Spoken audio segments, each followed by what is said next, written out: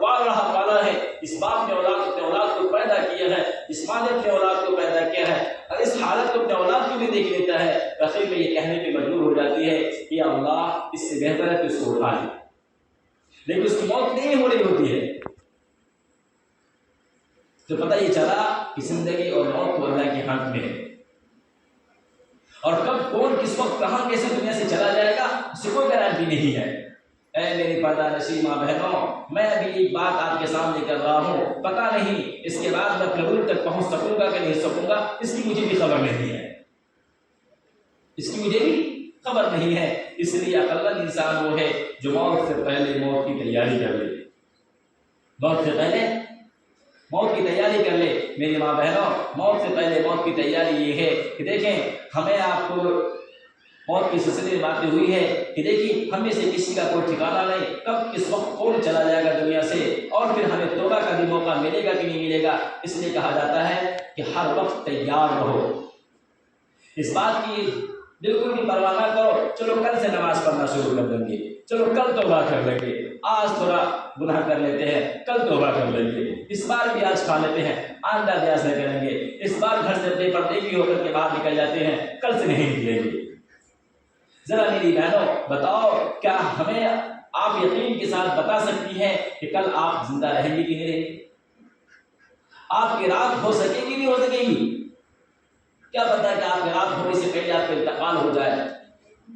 کیا اس بات کی کوئی گارنٹی ہے کہ آپ صحت مند ہیں تو آپ کی موت نہیں آ سکتی ہے؟ لیکن آپ کے سامنے ہزاروں مثال ہے کہ کتنے ہی صحت مند گھومتا پھرتا ہوا انسان کو اچانک موت کی شکار ہو گئے ہو۔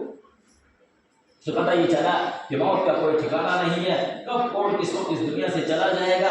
اس لیے میری ماں بہنوں، اے میری پردہ نشین ماں بہنوں، ہمیں اور آپ کو چاہیے ہر وقت ہم اپنے آپ کو تیار رہیں،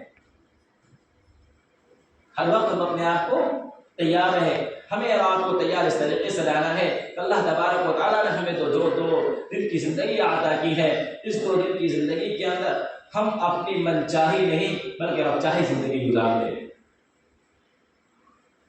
اپنی من چاہی زندگی نہیں بلکہ رب چاہی زندگی گزار لے۔ من کر رہا ہے کہ چلو پیاز کھا لیتے ہیں، من کر رہا ہے تو اپنے چہرے کو سنگار کر کے باہر نکل لیتے ہیں، من کر رہا ہے کہ کسی کی غیبتیں کر لیتے ہیں، من کر رہا ہے کہ تھوڑا سو لیتے ہو نماز کل سے پڑھ لیں گے اور یہ کام بعد میں کر لیں گے۔ من تو بہت کچھ کر رہا ہے، لیکن جیسا جیسا ہمارا من کرتا گیا ویسا ویسا ہم کرتے چلے گئے۔ سمجھ جائیے یہ من چاہی زندگی ہوا،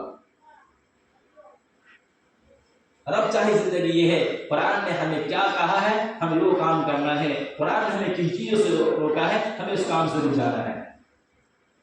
قرآن نے کہا کہ تم عورت ہو تو پردے کا اہتمام کرو، تم عورت ہو تو کسی بھی غیر محرم سے باتیں نہ کرو، تم عورت ہو اگر بھائی کی شکل میں ہو، بیٹی کی شکل میں تو اپنے ماں باپ کی عزت کرو اور احترام کرو، ان کے تابع بن کے رہو، اور اگر بیوی ہو تو اپنے شوہر کا احترام کرو، اپنے گھر کو خوبصورت بناؤ، اپنے بچوں کی اچھی سے اچھی تربیت کرو،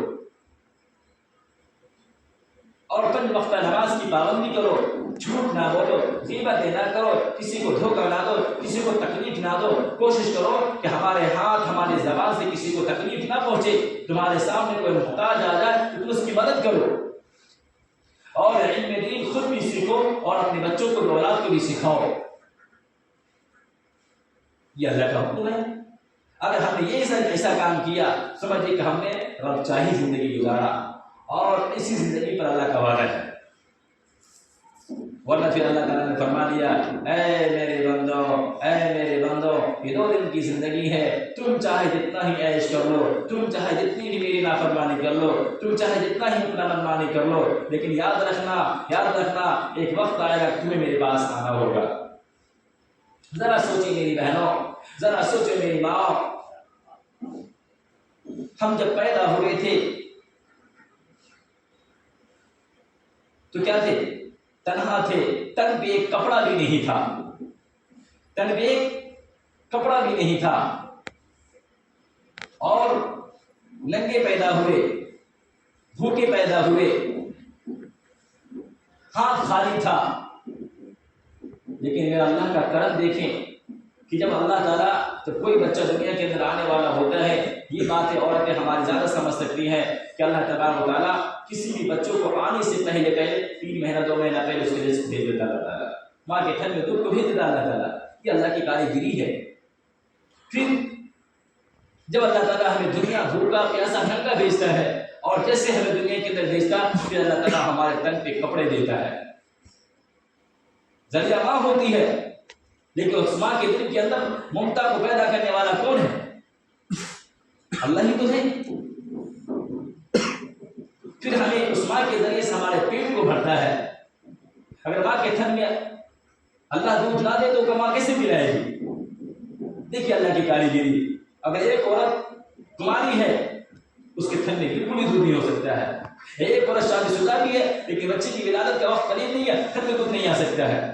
لیکن جیسے ہی ایک اللہ بھیجنے والا ہے اس کے رزق کا انتظام پہلے ہی کر دیتا ہے. اور پھر جب تک زندہ رکھتا ہے میری بہنوں میری ماں، ہمیں اللہ تبارک تعالیٰ ہر چیز کو پوری کر رہا ہوتا ہے. بظاہر لگتا ہے کہ میرا شوہر کر رہا ہے، بظاہر لگتا ہے کہ میرا بھائی کر رہا ہے، بظاہر لگ رہا ہوتا ہے کہ میرا باپ کر رہا ہے، لیکن حقیقت میں ایک اللہ کر رہا ہوتا ہے. لیکن ذرا غور کریں اس دنیا کی مستی میں آ کر کے، اس اولاد کی محبت میں آ کر کے، اس شوہر کی محبت میں آ کر کے ہم ایک حقیقی رب کو ناراض کر بیٹھتے ہیں. ہم نمازوں کو چھوڑنا شروع کر دیتے ہیں، اللہ کے حکموں کو توڑنا شروع کر دیتے ہیں. پھر میری بہنوں ذرا بتاؤ، ایک وقت آئے گا کہ دنیا کا تماشا بھی عجیب ہے. آئے تھے تنہا، آئے تھے خالی ہاتھ. جب اچانک ہماری موت آئے گی تو پھر جانا بھی ہمیں ہوگا تنہا اور خالی ہاتھ. جو ہمارے رشتے دار جس شوہر کی محبت میں آ کر کے، جس کسی غیر محرم مرد کے چکر میں آ کر کے ہم نے اپنے ایمان کو قربان کر دیا تھا، اپنے شجر کو قربان کر دیا تھا، اپنے اللہ کے حکموں کو توڑتا رہا، لیکن جیسے ہی ہماری موت ہوئی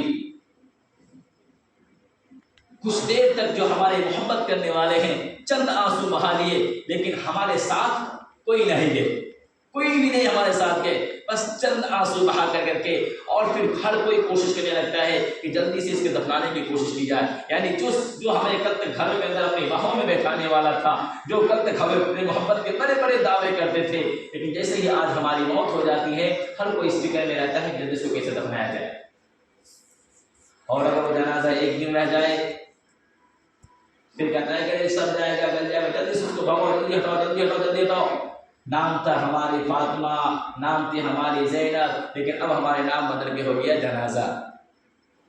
ہمارے شوہر بھی ہمارا نام لے کر کے نہیں، اب ہمیں جنازہ کے نام سے ہر کوئی کس زبان میں بدل آ گیا. اب جنازہ آ گیا، اب ہر کوئی رکنے کی بات نہیں کر رہا. کل کسی رشتے دار کے یہاں جاتے تھے، ہم پیسہ والے تھے تو ہر کوئی ہمیں روکنے کی کوشش کرتا تھا. ارے بیٹھ جائیے، ارے کل جائیے گا، ارے پرسوں جائیے گا، ارے آپ ہمارے اپنے ہیں، آپ ہمارے بہت خاص ہیں، تھوڑا 2-4-5 دن اور رک جائیے.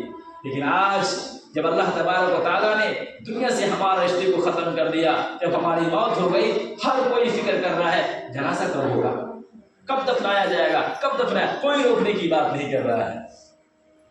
کوئی ایک پاگل مجنون آ کر کہہ دیا جائے، آ کر کے کہے چلو اس کو 1 ہفتہ رکھ لو، اس مہمان کو، اس جنازے مہمان کو 1 ہفتہ روک لو، تو خود ان کے شوہر، ان کے باپ، ان کی مائیں، ان کے جو خاص رشتے دار ہیں وہ ان پہ ٹوٹ پڑیں گے. تو پاگل ہو گئے، جنازہ سر جائے گا، جلدی سے اس کو دفنانا ہے.